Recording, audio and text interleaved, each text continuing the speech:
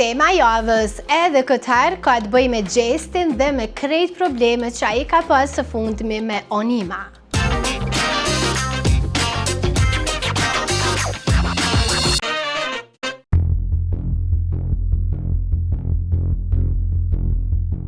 Emri i tij po vazhdon të jetë një ndër emrat më të spikatur në rrjet.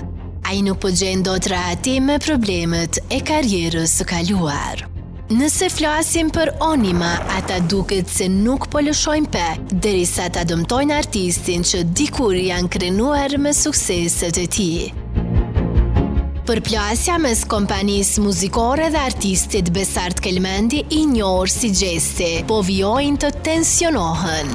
Ndërsa drejtuesi i kompanisë Erkant Shabani ka reaguar publikisht përmes disa postimeve në rrjet, duke bërë të ditur se ka dorëzuar pranë organeve të rëndit disa fakte të reja që sipas tij lidhen drejt për drejt me këtë çështje. Të hënën që lan pas, Besart Kelmendi ka dërguar në prokurori provat dhe dëshmit që sipas tij dhe avokatit do të tentojnë ta zbardhin këtë rast. Ama nëse përmendet marrëveshja që fituesi edicionit të 4 të Big Brother VIP Albania ka pas me kompaninë në fjalë, ajo kontratë sipas Gjestit ka qenë pa dijeninë e tij. Shikoni postimin e reperit nga Peja ku ka paralajmëruar pa di. Por çka ndodhi më tutje me këtë ngjarje? Sot kena bo një kallëzim penal ndaj kompanisë Onimes, edhe kur gjo s'po lypën ma shumë, as ma pak, thjesht veç drejtën temë edhe më koni lirë. Kur gjo veç parët e mia thjesht. Në anën tjetër, pronari Onima pretendon se ekzistojnë video e madje ande me zë që dëshmojnë dhunën dhe dëmet materiale që Gjesti ka shkaktuar në zyrën e tyre.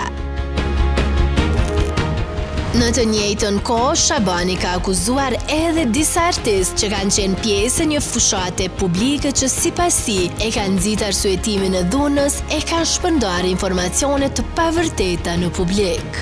Në këtë reagim që po shihni tani, ai përmend disa emra të njohur të skenës muzikore me syre: Zanfinën, Tajnën, Yll Limani, Vesa Luma, Gjeneta, Gjibani, Oriola Marashi dhe Besa Kogdhima. Ajo që bie në sy është padyshim për kraja e madhe që Kelmendi po pranon nga fansat dhe këtë dëshmojnë edhe ndjekësit të shumë që ka pasur rritje në Instagram.